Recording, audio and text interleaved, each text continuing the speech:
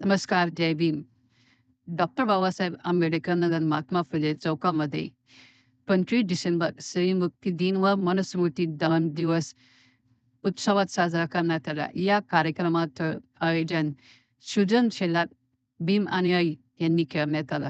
त्यावेळेस असंख्य महिला या कार्यक्रमात उपस्थित विधवेला होत्या. घालवा नेत्यांनी सती करून मार्गदर्शन टाका करण्यात तिचं आलं. मुंडन मढवरती चढवा मढची ते वरी झोपवा गाढ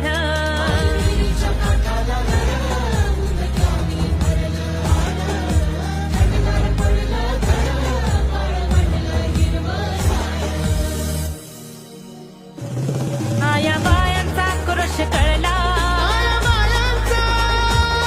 आया बायांचा क्रोश कळला म्हणून भीमान मनूला जायला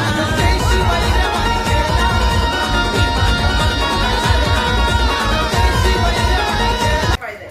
तर जेव्हा तुम्हाला कोण व्यक्ती त्रास देतोय, आपण सतत म्हणत असतो एका कानाने ऐकायचं एका कानाने सोडत, पण कुठपर्यंत हे असतं लिमिट जोपर्यंत आहे तोपर्यंत. पण जेव्हा आपल्याला खरंच मनापासून त्रास निर्माण होतो तेव्हा आपण काय ऍक्शन घेतो, नवस वगैरे करत बसत नाही, बरोबर कायदेशीर मार्ग निवडतो. त्यावेळी आपण कंप्लेंट करायला जातो आणि त्या पोलिसाला म्हणतो कंप्लेंट घेत का, तर आम्हाला संविधानाच्या माध्यमातून तो अधिकार दिलेला आहे. आपण पोलिसाला सुद्धा भांडू शकतो. आज आपल्याकडं हा फोन एक माध्यम आलेला आहे, त्याच्या माध्यमातून जरी आपल्याला कोण त्रास देत असेल, हा व्हिडिओ काढण्याचा अधिकार आपल्याला संविधानात आहे. कोण असं काढू देईल का व्हिडिओ?